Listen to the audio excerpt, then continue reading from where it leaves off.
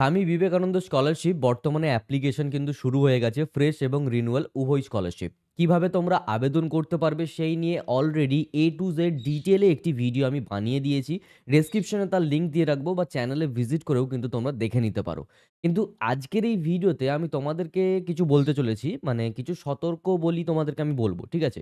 কিছু পয়েন্ট রয়েছে যেগুলোকে খেয়াল রাখতে হবে, সেটা তুমি নিজের থেকে অ্যাপ্লাই করো বা কোনো সাইবার ক্যাফেতে গিয়ে অ্যাপ্লাই করো না কেন, এই জিনিসগুলোকে কিন্তু খেয়াল রাখতে হবে। না হলে তোমার অ্যাপ্লিকেশন রিজেক্ট হতে পারে। আল্টিমেটলি এসবিএমসিএম এর রিজেকশন হয় না, কিন্তু তোমার হেডেকটা কিন্তু অনেকটাই বেড়ে যাবে।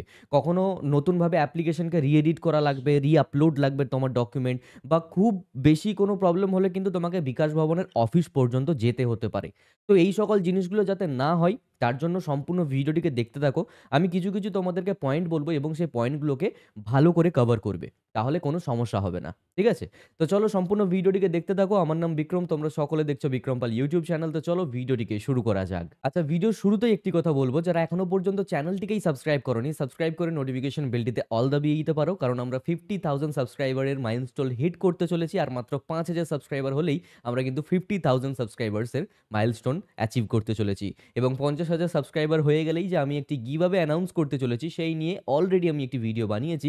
সেই ভিডিওটাও তোমরা চ্যানেলে ভিজিট করে দেখে নিতে পারো। তো চলো ভিডিওটিকে শুরু করা যাক। মূলত অ্যাপ্লিকেশন করার সময় তোমাদের যেই বিশেষ জিনিসগুলোকে দেখার প্রয়োজন রয়েছে, সেটা হলো প্রথমেই আমি বলবো ডকুমেন্টের ক্ষেত্রে। ঠিক আছে?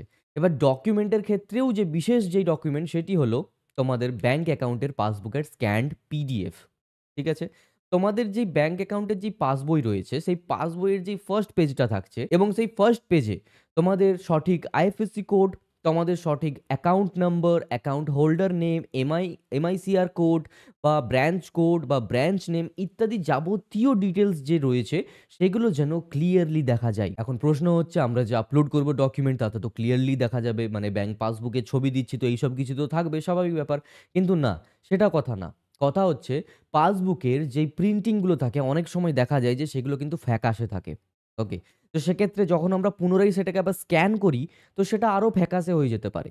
তো সেই জায়গাতে কন্ট্রাস্ট বাড়িয়ে হোক বা যেকোনো উপায়ে যেগুলোকে মেইনলি আমাদের প্রয়োজন যে ডকুমেন্টে যেন ভালো করে হাইলাইট করা যায়, সেইগুলো যেন দেখা যায় স্পষ্টভাবে।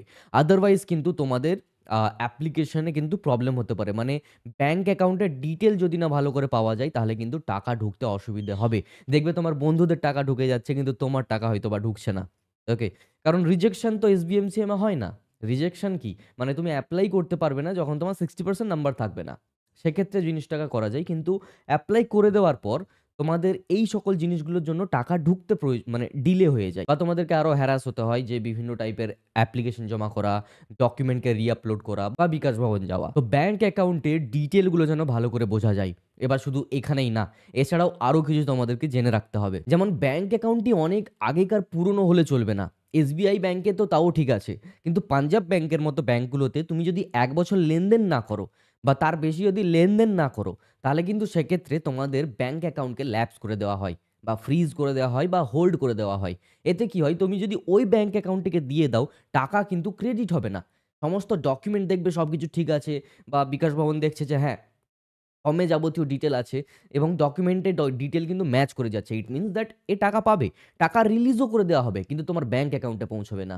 ঠিক আছে? তো একটি চালু ব্যাংক অ্যাকাউন্ট তোমাদেরকে ইউজ করতে হবে। যদি বলো যে এই ফ্রিজ হওয়া ব্যাংকেই যদি আমি টাকা ঢোকাতে চাই, তো সেক্ষেত্রে কি করণীয়? সেক্ষেত্রে ব্যাংকে গিয়ে একটি অ্যাপ্লিকেশন দেওয়া। যে এই ব্যাংক অ্যাকাউন্টটি যদি আমার ফ্রিজ হয়ে থাকে, সেটাকে আনফ্রিজ করে দেওয়া। আমার এখানে আমি টাকার লেনদেন পুনরায় শুরু করতে চলেছি। বা নিজে থেকেও করতে পারো ফোনপেতে বা গুগল পেতে করে ওই ব্যাংক অ্যাকাউন্টে পার্টিকুলারলি কিছু মানে কিছু অ্যামাউন্টের টাকা ডিপোজিট করে দেওয়া। দেখো যে টাকা ডিপোজিট হচ্ছে কিনা এবং সেটাকে উইথড্রল করার চেষ্টা করো। যে দেখো সেই টাকাটা আবার উইথড্রল হচ্ছে কিনা। যদি দেখো যে হ্যাঁ, টাকা ঢোকা বা উইথড্রল করা দুটোই চলছে, তার মানে যে ঠিক আছে, তোমার ব্যাংক অ্যাকাউন্ট আবার সচল হয়েছে। এবং মাঝে মধ্যে ট্রান্সেকশনকে চালিয়ে যেতে হবে তোমাদের যতদিন না পর্যন্ত এসবিএমসিএম এর টাকাটা ক্রেডিট হচ্ছে। এছাড়া তোমাদের বয়স যদি 18 বছরের বেশি হয়ে থাকে, তাহলে মাইনর অ্যাকাউন্ট কখনোই দেবে না। তোমরা দেবে মেজর অ্যাকাউন্ট। অনেক সময় কি থাকে যে কম অ্যামাউন্টের টাকা থাকলে হয়তো মাইনর অ্যাকাউন্টেও ঢুকে যাবে। কিন্তু যদি অ্যামাউন্টটা বেশি হয়, তো সেক্ষেত্রে কিন্তু তোমাদের 18 বছরের বেশি হয়ে গেলে মেজর অ্যাকাউন্ট দিতে হবে। মাইনর অ্যাকাউন্ট দিলে চলবে না।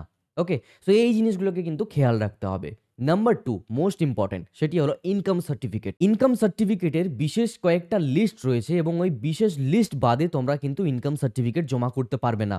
পঞ্চায়েত থেকে ডাইরেক্টলি যে হাতে লেখা সিগনেচার করে হাতে লেখা অ্যামাউন্ট দিয়ে যে পঞ্চায়েতের যে ইনকাম সার্টিফিকেটটা পাওয়া যায় সেটা কিন্তু কখনোই গ্রাহ্য করা হবে না।